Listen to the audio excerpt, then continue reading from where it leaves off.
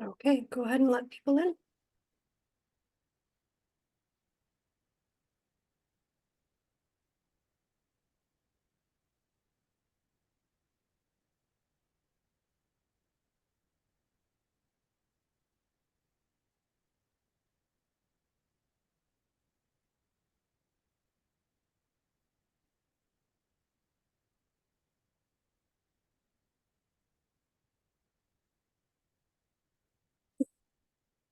All right, hello.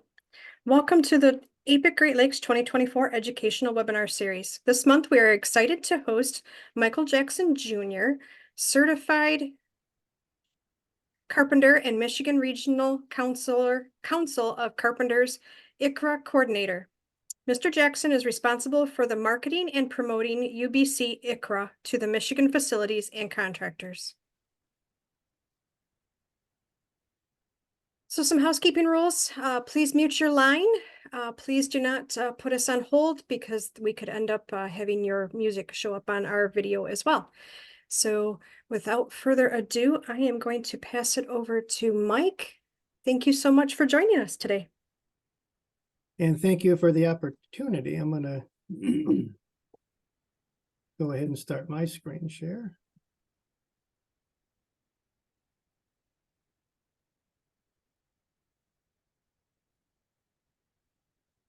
Okay, and we're off. All right, well, thank you so much for the opportunity to Great Lakes APIC. And thank you for the introduction. Yeah, I'm a DOL certified carpenter, 29 years in the trade. 9 years of that has been, teaching different types of construction ICRA courses between contractors and facility professionals both. Under disclosure, the Carpenters International Training Fund or the United Brotherhood of Carpenters and Joiners, their affiliates and reps. We don't have any relevant financial relationships to disclose. When it comes to services, we do offer a service. We do not make anything monetary from it. And we also promote even those that could be considered competitors of ours as well, because as long as we're protecting patients, we truly feel that that's where everybody should be. So let's go and talk about the challenges during patient-occupied construction and what those solutions could look like. The first thing we have to do is we have to bridge that gap between two professional cultures. And we do that through ICRA awareness training and or an ICRA awareness program within a facility or a facility network. The main takeaway of this presentation is to discuss the importance of the facility network to adopt these trainings and all of those involved in patient-occupied construction. There are two different professional cultures. When it comes to healthcare construction, you're going to have the construction professionals who are truly the best at what they do. And you're going to have healthcare professionals, of course, are the best at what they do. These two professionals have no awareness of each other's roles and goals without an ICRA training program or a mandate for ICRA training. And the level of patient protection is greatly diminished in these cases. We do have measurable data for that. So let's move a little bit forward and dive a little bit deeper. The old saying is you can't manage what you don't measure. And based on decades of measurement and statistics, we know that, and these numbers change depending on who's doing the measuring. It's between 1.7 and 2 million patients are affected a year across the nation with HAIs. 70 to 99,000 result in death. 5,000 are solely because of construction is what we're estimating. That's 13 people per day. And we also know that during construction, without these mandates or programs in place, the exposure rate of contaminants to patients is higher. These types of reports are hard to measure, of course, if there's not this mechanism, and then without the mechanism, there's no measuring. And without these being there, it is hard for us to police and manage it. And there's a lot of publications and studies that show this as well. So of the challenges that we face, Aspergillus mold is kind of leading the charge. There's many other types of exposures, whether it's, Legionella, even different types of hazardous materials that have been, still within antiquated facilities. But Aspergillus kind of leads a charge because it's just natural everywhere. It lives in soil, water, vegetation, survives well in air, dust, and moisture. The mortality rate is 65 to 100%.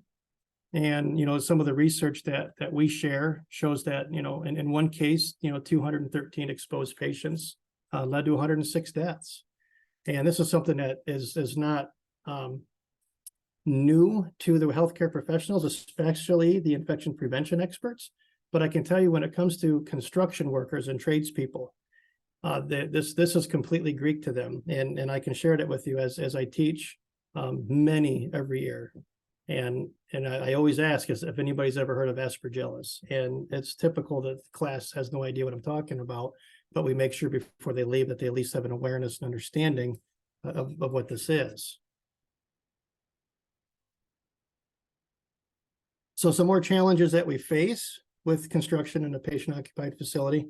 So there's an incredible amount of codes and regulations that are put into place for the protection of patients. And these are without construction being added to the mix. But with construction, it does significantly amplify the challenges, mostly because the healthcare professional side, on their side, because rarely they have the awareness and experience to the impact of patients during construction. I've talked to many infection prevention experts, and they feel that they're supposed to be an expert in construction, but that's not their background.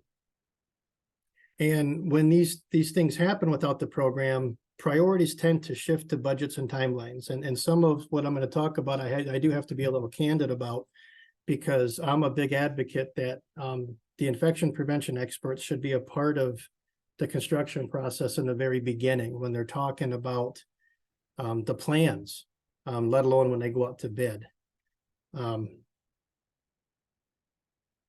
Without these programs in place, when they shifted a budget and timeline, this creates ample opportunities for patient exposures, leading to internal struggles between the different departments within the healthcare network. Examples of these struggles are these departments who take on patients with secondary infections due to exposures, and then the IPs attempt to adjust this process with facility directors and those who focus on managing budgets and timelines. And everybody does have important roles and important goals. But if you don't, in the very beginning, talk those over with each other, this is where the issues happen from what we see.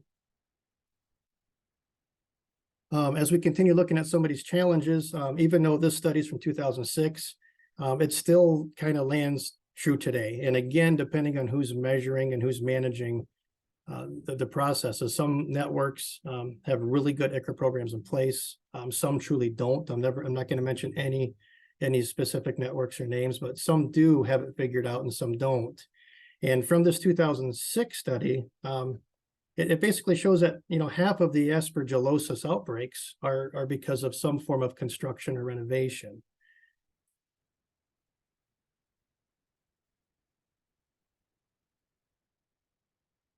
Other areas that are important to be aware of is reputation. There's many reporting agencies and publications that communicate with each other and report the negatives of patient care failure.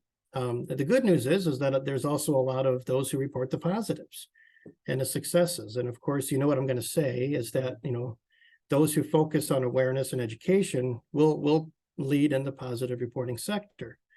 And and to talk about some of the areas of, how the Joint Commission works with CMS and CMS funding, that is always an issue for different departments in the facility as well, too. So not only is there a moral aspect to it, there's that monetary reputation aspect as well.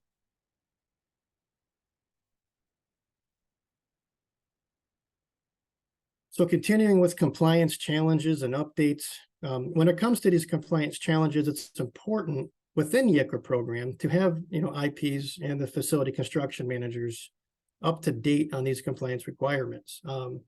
It's important to ask and conduct pre-bid and post-bid meetings with general contractors to understand the GC's experience with these challenges and these compliances and updates, and their expectations. What is the GC's expectations of their subcontractors?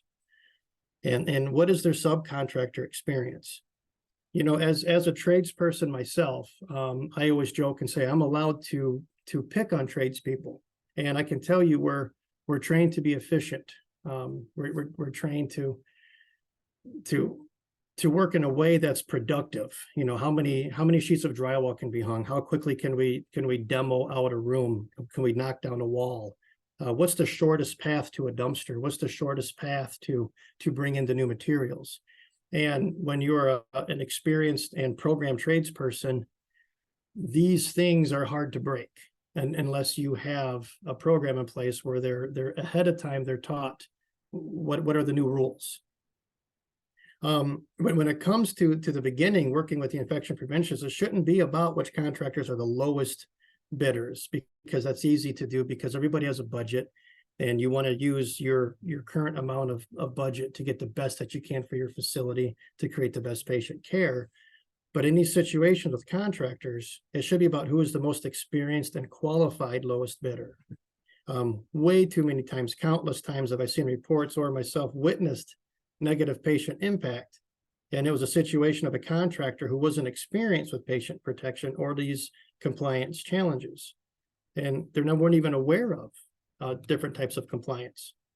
And if you think about it, an inexperienced construction contractor, although really good at what they do, when they enter that world of patient-occupied construction, and then you've got patient exposure, and then you've got multiple departments now getting involved thinking about what happened, they're not likely to be interested in adding more to their scope because they came in as the lowest bidder. And it's important to really have those conversations ahead of time, because maybe they didn't know who was responsible to build containments. They didn't know who was responsible to monitor negative air pressure, or was there ante rooms where tradespeople were supposed to change their clothes from personal protection equipment to patient protective apparel. And a lot of these things is Greek to contractors who are not experienced in that. And again, I always strongly suggest that the infection prevention team should be a part of the planning in the very beginning.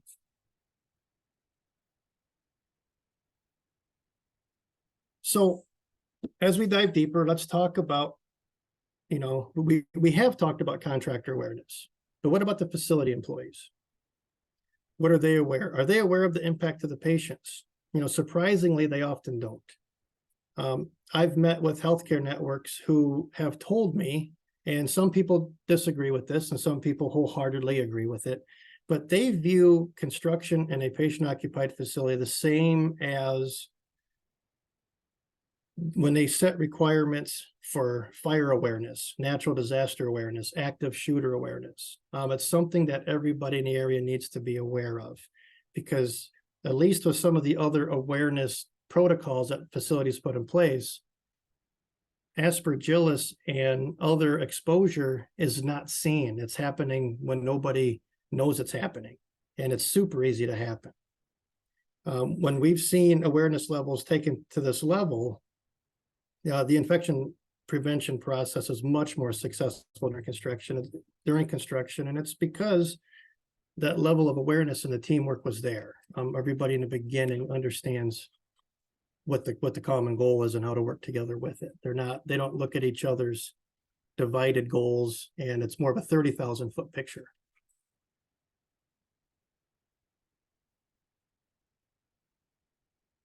So there is an importance for all tradespeople to be aware of the ICRA process, and I mean all tradespeople. There's a natural tendency for tradespeople to be efficient and practical on the job site, and they need to understand that patient-occupied job sites regularly interfere with that standard program. I mentioned on that a minute ago. And this commonly leads to actions that unknowingly jeopardize the safety of patients. And regardless if you're the demolition crew, if you're the plumber, the electrician, IT, it's about all tradespeople, all subcontractors. And again, to have a general contractor with the experience and the foresight to get all their subs prepared is absolutely paramount. And the training for the tradespeople should actually, be the highest. There should be awareness level. There should be etiquette in interacting with staff and the chain of command. Communication Are there work stoppage requirements? If they were to encounter something unexpected, what do they know what to do, or do they even care? Because there's a good chance that if it's a contractor without the experience of working within a patient occupied facility, and they just came from an office building or a mall, that there's a good chance they're only tunnel vision to their goals and their priorities and their focuses.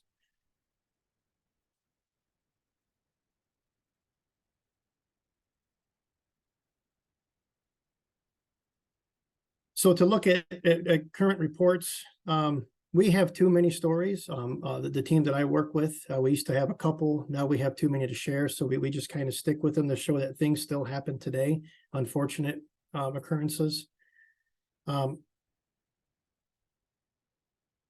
When I put it this way, one thing to keep in mind is, as we know across the country, there's a labor shortage in many different industries. And one definitely is there's a skilled trade shortage.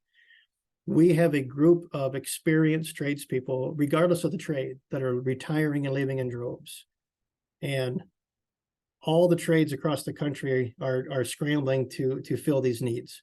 And what we're getting is a lot of brand new green people who have the potential to be great at this type of construction work, but they really don't understand it. And when I teach tradespeople, one of the first things I ask is, you know, it's kind of a questionnaire about what they know about a facility. And I ask them about MRI rooms. Do you guys know when they turn the machine off? Can anybody tell me? And we get answers. They actually tell us, you know, when the department closes, and they give us a lot of answers based on the questions we ask about hospitals. And this picture is an example of a recent occurrence. Was not in the state of Michigan. And the story behind it was a floor laying contractor who came in to fix a discolored area of flooring, was told not to put their materials and tools at night. In this situation, they also did not notify the infection control department that they were doing this. And they were told, don't put anything in the hallways because of egress rules. We can't impede the 8-foot hallways. So bring in what you need when you need it. And they wanted to do what they were told, but they also didn't want to go back and forth to their van too many times. So they found a door that was not too far from where they were replacing the flooring, and they didn't understand what magnet in use meant, the sign above the door. And they put their 100-pound floor roller into that room, and you can see what the MRI machine had done. And when people treat construction in a patient-occupied facility the same as a non-healthcare facility job site, you know, these things will continue to happen, and they're still happening today. And MRI accidents are, we still get pictures shared with us, and of course we never talk about who the contractor was or where the facility was, just out of respect. But we look at those as an opportunity for us all to learn from each other's mistakes.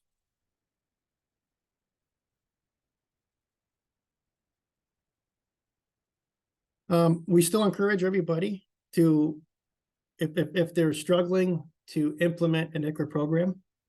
Another way to talk about why it's important is to use a lot of reports, and these reports go back decades.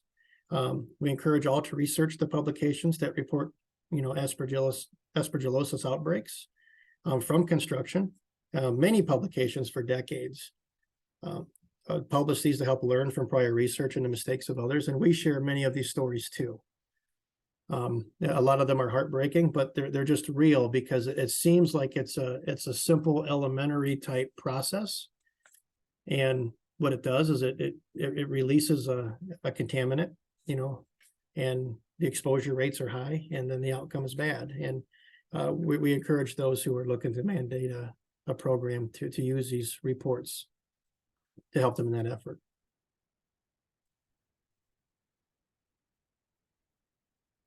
So the one thing I always like to talk about, whether it's in the class or just a presentation on the importance of a construction ICRA program, is to talk about the chain of infection. And you can have so many examples, you know, but when there's a class, the curriculum should talk about this, and it should ask each trade, each subcontractor, each person involved to understand what their chain of infection is, because every tradesperson on that site, and it's not even just the tradespeople, it's the superintendents, it's the foremen, it's the project estimators, and the project managers. when they're giving directions to do something, they're creating a chain of infection, and a lot of times they don't even know it. And, and just one example, to just run through the slides, as an infectious agent, we'll stick with Aspergillus. It's going to be in a reservoir, and that reservoir could be above the grid ceiling in the ceiling plenum. It could be inside the walls. And when carpenters are cutting new doorways or removing walls, or the demo team is removing walls, they're opening these reservoirs. If there's carpet, or even if it's a vinyl flooring and they're lifting it up and it became a vapor lock and it trapped mold and moisture below it, you're opening that reservoir. And there has to be a level of awareness for not only the person giving the directions, but the tradespeople who are actually performing the task, to understand this chain of infection. So once that Aspergillus is in its reservoir, then they open it. They cut into the wall, they lift a ceiling tile without a ceiling permit or talking to the infection prevention team. And they create that portal of exit, which then in turn, of course, falls into the mode of transmission. Everybody involved needs to understand that it's going to be air currents, it's going to be the clothes that the tradespeople are wearing, and then lunchtime happens, and then they head down to the cafeteria where there's patients' families and loved ones, and they're taxiing these contaminants and Aspergillus spores around. And then when they're taxiing those around, and the air currents are, of course, helping, there's going to be that portal of entry. And we're going to talk about that portal of entry here on the next slide. But that portal of entry can be an IV pick. It can be inhalation, ingestion. It's going to be a way that a susceptible patient takes on those spores, and that susceptible host is in the area. And again, because the thought may have been discounted on maybe you should done a temporary barrier, done an ICRA, done an actual risk assessment before it was done. So any opportunity to break one of these links can disrupt that continuation of infection. And it could be a plumber, water fountains leak, toilets clog, IT people, the IT department. These guys these people are super smart, but they don't understand their impact if they're going above a ceiling and running a Cat 6 cable, and then punching a big hole through the fire stop above it to run more cabling. And what their impact is on the patient as well. So all people involved should be participating in this awareness. There on the 14-step form, depending on if you're using, Ashley's version, and they're all good versions, but that's just one of the newest hot topics to talk about. And I can't talk about it too much because it's proprietary and we don't work with it much, but there's the 4 classifications, and everybody should be aware of what those classifications are, and everybody involved, whether you're an apprentice, a laborer, electrician, a carpenter, PM, they should all know what the classification is at that job site, because that classification is going to tell everybody what their precautions are, and those understanding that helps you break this chain of infection. What's cool about that 14-step ICRA form is, Judine Bartley was, they consider her the godmother of construction ICRA. And, when she helped create this back in her day, she has since passed, she wanted this to be user-friendly and easy for everybody to use. And that's kind of the way we think it should still be. And it's continuing to evolve, and we think it should evolve. Talking about those routes of entry, patients, there's inhalation, there's ingestion, there's absorption, there's puncture, and again, when this chain of infection happens, it's pretty much 100% of the time, nobody knows it's taken place. It's not a fire. It's not an active shooter. There should be a protocol in place before construction begins. I worked with an infection preventionist that works for a reputable healthcare network, and she told me that when an ICRA has been forgotten and there's no containments and there's exposure, her analogy was it's almost like letting a a wild animal loose in a daycare. It's just, except you don't see it happening. And I just thought that was an interesting way to explain it.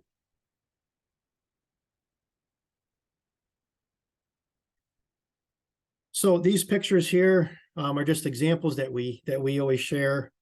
The one on the left is an IV pic from a patient who had contracted aspergillosis, and it was from construction down the hallway.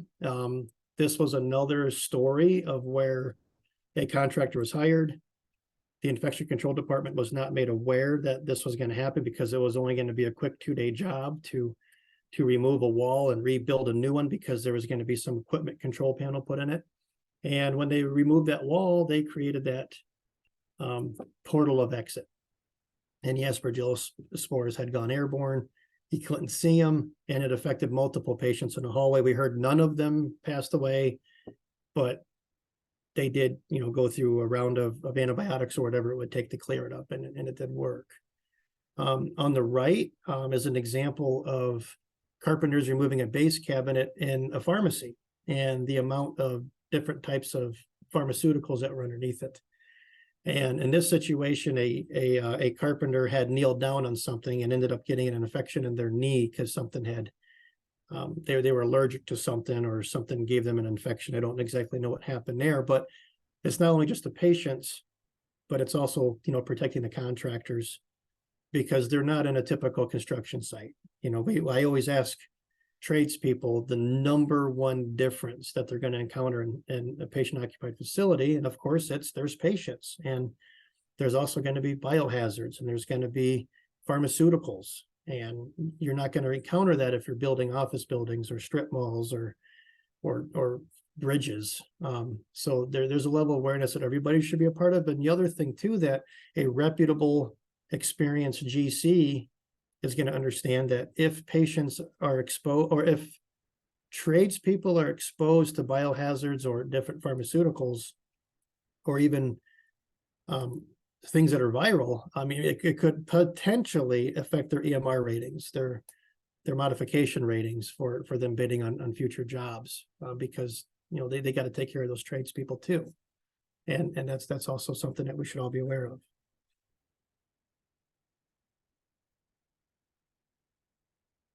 So I'm going to circle back, because after what we went over so far, we're starting to see the importance of bringing everyone together under an awareness program, for one common goal, and that's patient protection.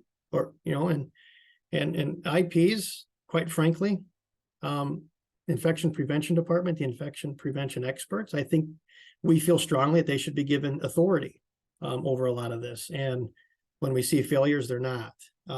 And because they have the responsibility, and the way we talk about it is authority and responsibility go hand in hand. So if somebody's expected to be responsible of an outcome, they should be granted the authority to make decisions, and vice versa. If they want the responsibility, they have it. And if they're given the authority, then they have to take responsibility of it. And we see that sometimes not always being the case.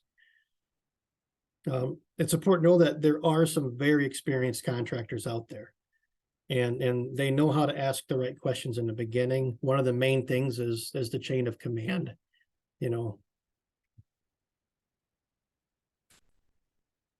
And of course, we expect to. We think it makes sense to work with these contractors, because they're there to help. They're there to support. They understand that the unknowns are going to pop up in patient occupied construction.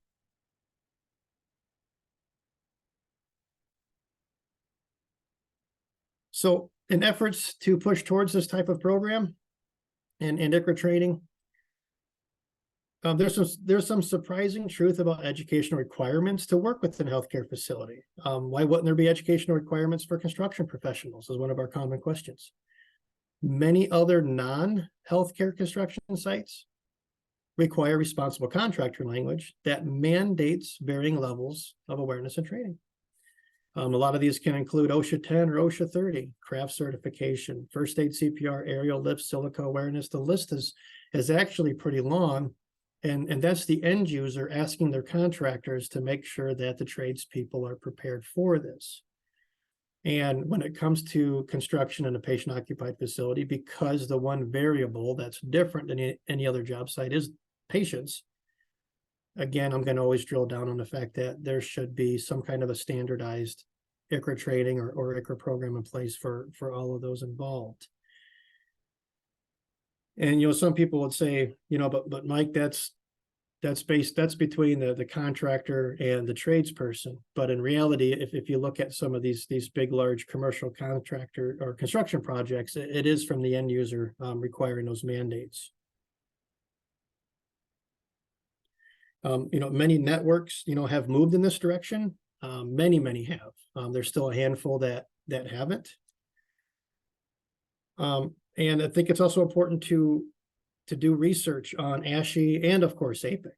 ASHI has a couple of curriculums and courses that talk about doing this. APIC weighs a lot on their views on this, and I just encourage everybody to also use those views of these prominent associations that also show the importance of this. But to look at this slide, if you think about whether you're an X-ray technician, MRI, nurse, doctor, if you think about a lot of the different roles and professions in a facility, there is a level of education that is expected before they're allowed to work there. And it's because of patient, experience.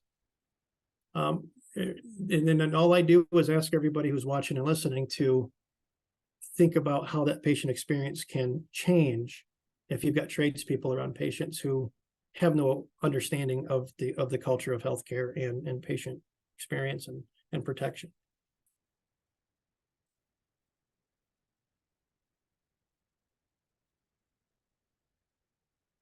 So other than just the moral aspect of first do no harm, here are some regulatory standards to base a program on. And this standard here, this ECO 20605, it changes, it moves around a little bit, and we do, even myself, I've talked to many Joint Commission surveyors, and I know the Joint Commission has recently gone through some more changes internally, so that the people that I typically would talk to are either moving laterally or moving around. But even though this language changes from time to time, it's still kind of making the same point.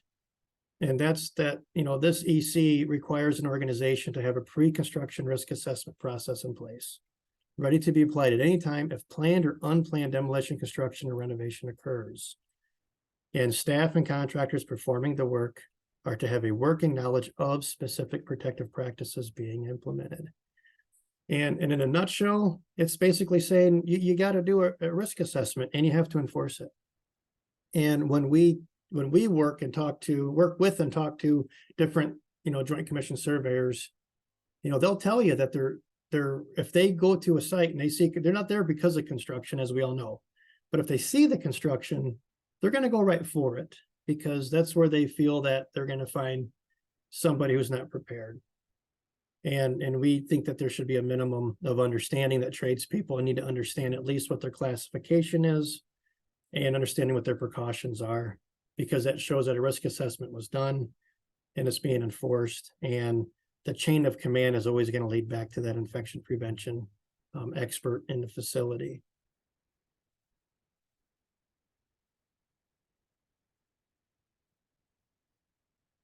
So if your facility is looking to enhance or adopt or prepare to start asking their GCs and subs and architects and those to get prepared to do some kind of an ICRA training program, let's talk about some of the things you would look for.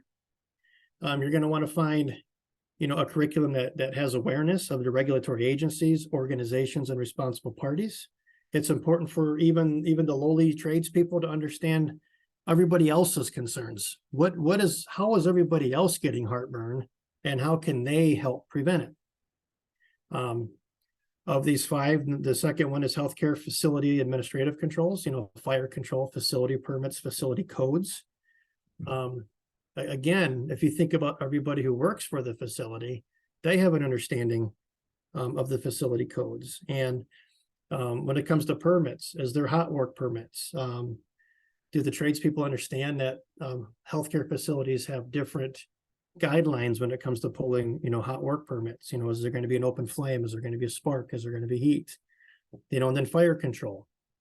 When tradespeople are on site, and they're renovating, they're literally changing the walls. They're changing the construction of what has always been considered. This wall had this fire rating, that door had that fire rating. And the ILSM team, the interim life safety measures team, is going to be heavily monitoring that. And the tradespeople should know what inning they're in this game. Controlling contaminants. Do these facility people understand what a particulate counter? Do they understand why there's going to be professionals using them? Do they understand what negative air pressure even means and how they can affect it based on their daily activities? Barrier types, soft wall, hard wall. Is it going to be some of the new composite, prefab panels, reusable panels? And how should they be stored? We move on to work protocol, communication protocols. If something is found that's an unknown, who do they report it to? Does the electrician call the president of the facility? It's happened.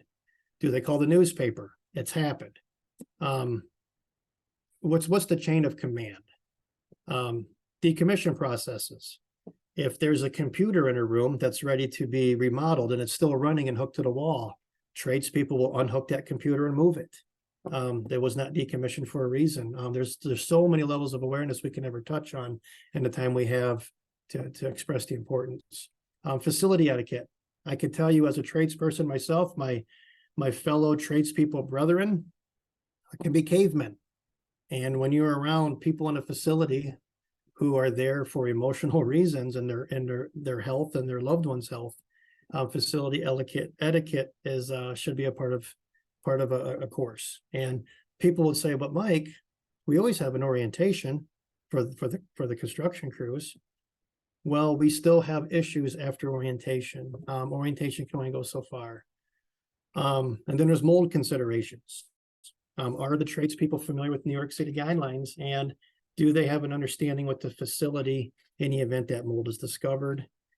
And how do they go through an inspection process and determination of how it even got there in the first place? And then some people also say, but Mike, one of the concerns we have is if we mandate a program like this or tell our contractors they have to do ICRA training, those contractors will just pass those costs on to us. And what I have to say to that is work with contractors where you can talk to them about that, because they shouldn't. Because this should be considered continuing ed for tradespeople. Lawyers have to do continuing ed. Nurses have to do continuing ed. Architects have to do continuing ed. I think tradespeople should be in the same category of professionals who do continuing education. And there should be contractors who tell their employees, their tradespeople, that this is a part of who you are and what you do, because we want to be the best partner we can be to this healthcare facility.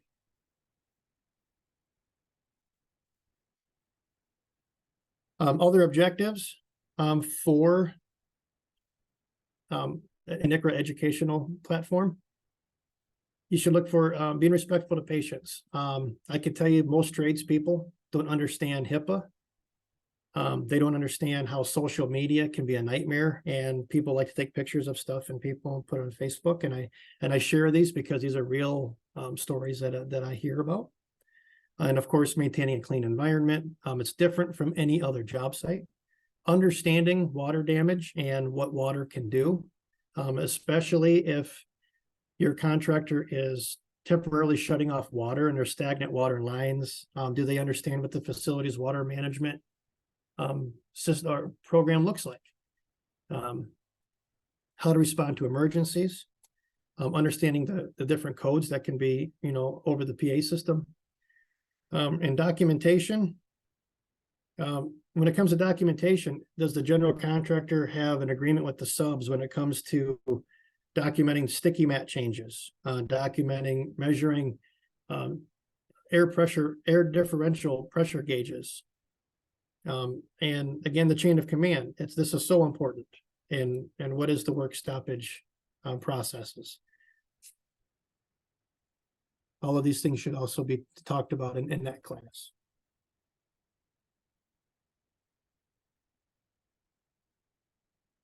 Understanding documentation standards and facility requirements. When it comes to particle counting, it's not, something everybody does, but I truly believe that those who do have a better outcome. And does the contractor understand what that means? Are they taking a baseline before construction starts? Is there a class 4, or if you're with ASHE 2.0, is it class 5? Is it the highest classification? And there's going to be noise, vibration, there's going to be major demolition. And are those baselines changing? Is that contaminant working? Is the temporary walls in the negative air keeping contaminants from getting out? And is there an understanding of that? And how does that work? Are they actually being showed the process?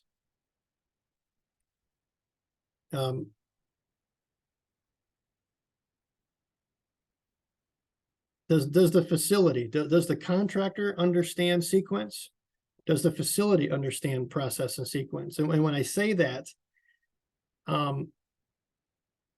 what did the ICRA team work with the general contractor on saying, okay, first we have to build this temporary wall. First we have to do a soft wall to protect everybody while we build a temporary hard wall because it has to have a specific fire rating. Then you can take the temporary soft wall back down.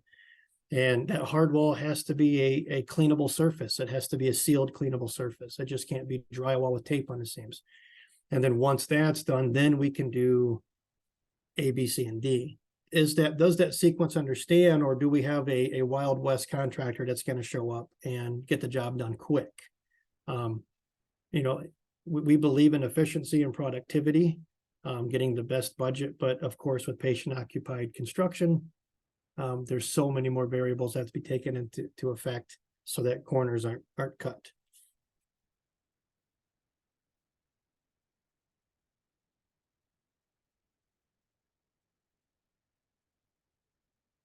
So we have to understand how to respond appropriately. We talked about that. What's the work stoppage process? And is there going to be classification changes once everybody knows it's a class 3 or 4 or 5 and something like these photos are found? What do we do? What's that protocol look like? Is everybody aware of it? It's a major challenge because there's a completion date that's expected. There's a budget that's expected.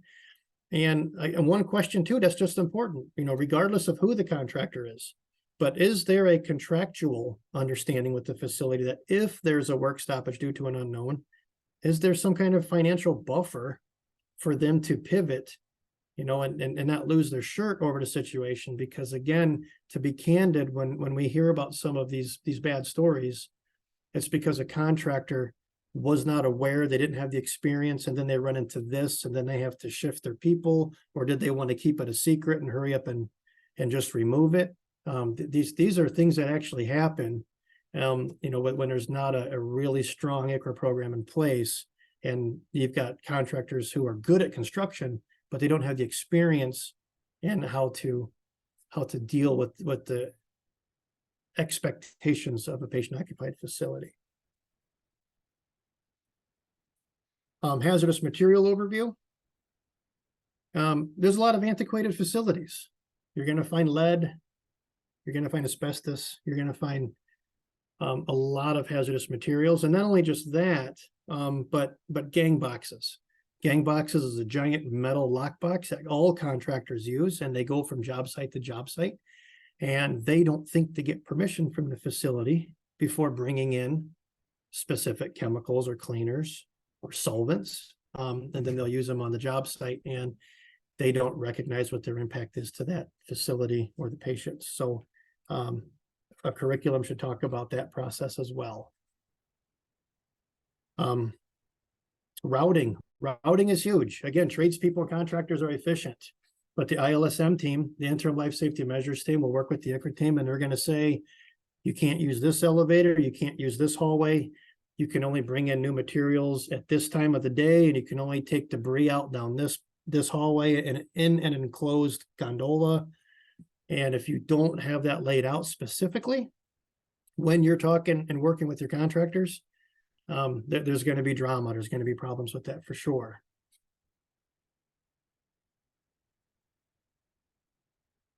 And just to touch on stuff that we like to talk about is in 2009, CMS deemed HAIs as never events, defined as adverse events that are serious, largely preventable, and a concern to both public and healthcare providers for the purpose of public accountability. This is a common goal, and as a team, we can standardize a program to make these situations largely preventable.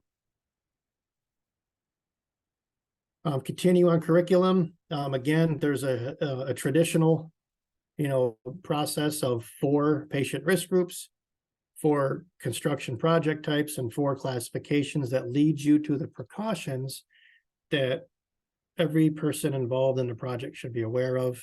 And a curriculum should at least talk about that. And I know that they've kind of changed the classifications a little bit lately. But whatever it is, just use that curriculum as a segue to get to your goal.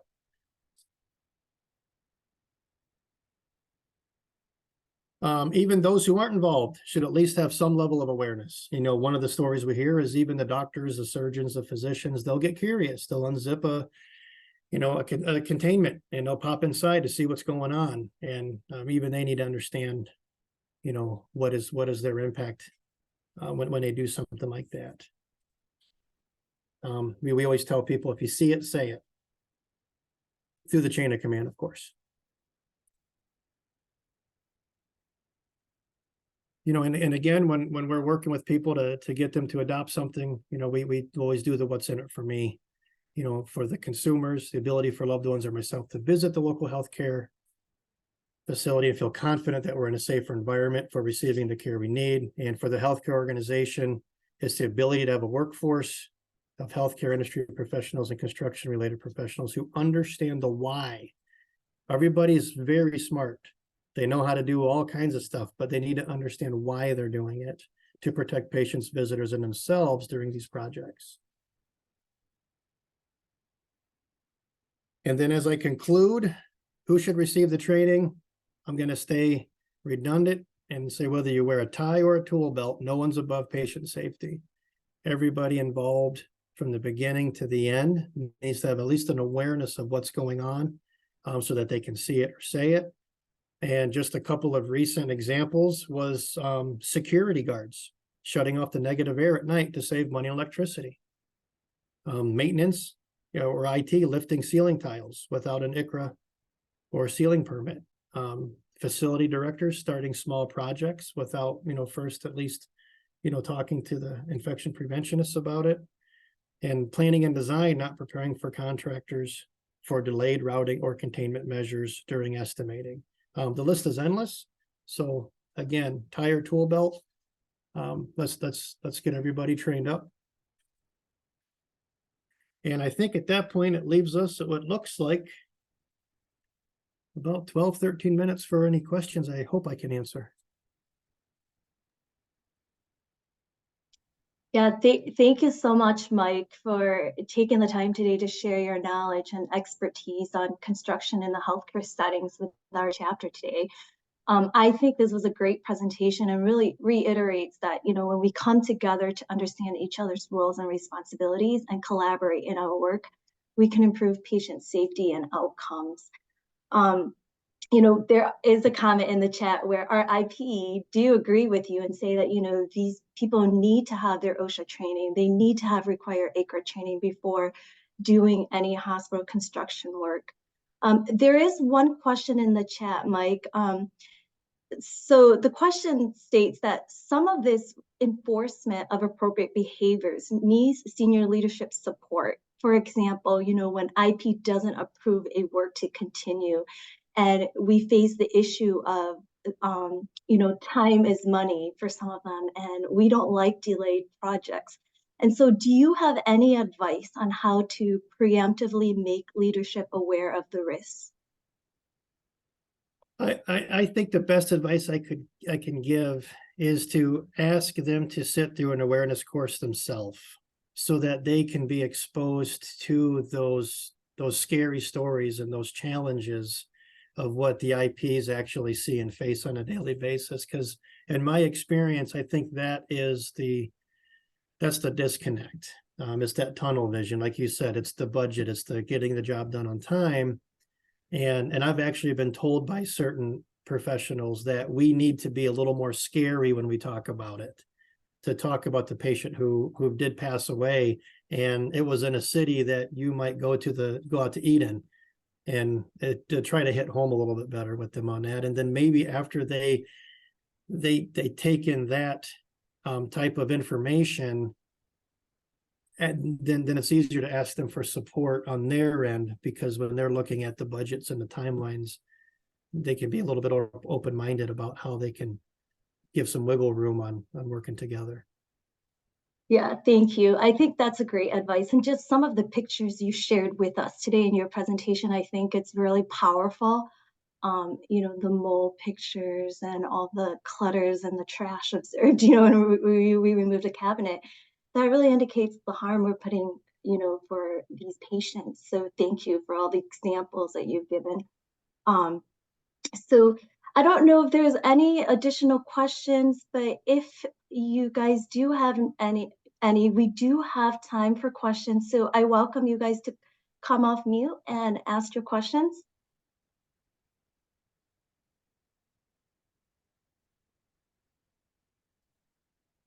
Also, Mike, you did share, Denise, if you want to go back one slide, if you guys have questions that comes up after this presentation, the number is listed there, 1-888-553-ICRA. And also the website is icramichigan.com. If you guys have any questions, or if you want to reach out to Mike post presentation today's so thank you again, Mike. And then before we close today, I just want to give some brief APIC Great Lakes and reminders to our chapter. So our 2024 events flyer is posted on our APIC Great Lakes webpage. Please refer to the flyer and save the dates for future events. Our next session will be on Tuesday, March 19th, with a presentation from our Infection Prevention Resource and Assessment Team, also known as ICRA, at MDHHS on their most frequent findings from their assessments. I also want to highlight some free education opportunities for everyone to take advantage of if you haven't already done so. And so, MDHHS has APIC infection prevention courses. The first course is the education for the prevention of infection prevention. And that course is in person. I believe it is 4 days in Lansing. And then the next course is the long-term care infection prevention essentials course. So this course is in April, and it is hosted in person in Livonia, and registrations will be coming shortly in March. The other free online learning module is in collaboration with the Michigan Hospital Association and again with MDHHS. And these are free learning modules. And if you click on those links there, you could see the 4 modules that are available for you to take when you have free time during your days. And we also, this is new, we just added this. So the Joint Commission standards for high consequence infectious disease preparedness. I think, Kelsey, you sent this out today. Do you have any additional information on this one regarding this topic? Yeah, so I just saw this came through and wanted to sort of have an awareness point for the group in the event that you've not already seen this. This will be required effective July 1. So as Chow alluded to, there's links there to the video and the report for more information. And as always, you will have these slides after the event. I know you can't click on the links right now during the session. So, but please feel free to reach out to Chow, Denise, or myself, and we're happy to provide more information on any of these things. Thank you, Kelsey. Mike, there was a question that was just dropped in the chat. When is the next ICRA training in Detroit at UBC? I see that one pop up too. We have them pretty consistently. What's hard to do was just to do the open invites because everybody's schedule is so different. And anybody who's listening, and if it's appropriate to talk about it, our trainings are free. We don't make any money on it. We actually pay for breakfast and lunch just because we want to support the healthcare industry. But if anybody wants to do a team training, just reach out to me and we can schedule it exclusively. We do them pretty regularly for different networks around the state. And we have, different facilities that we can train at as well. And I see Jenny McDaniel as well. Thank you for that. But yeah, we're always available to work to customize that schedule for somebody. It's an 8-hour course. And the contractors sometimes will go through a 24-hour course, but yeah, we're available.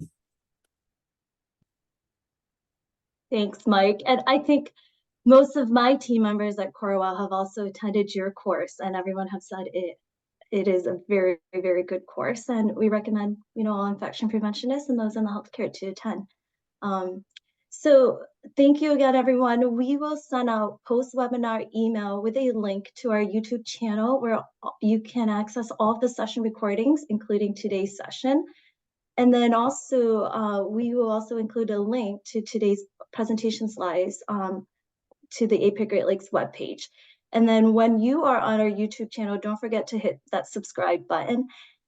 And one final reminder, if you have any job openings, please send them our way and we'll be happy to post them to the webpage to help your team with recruitment.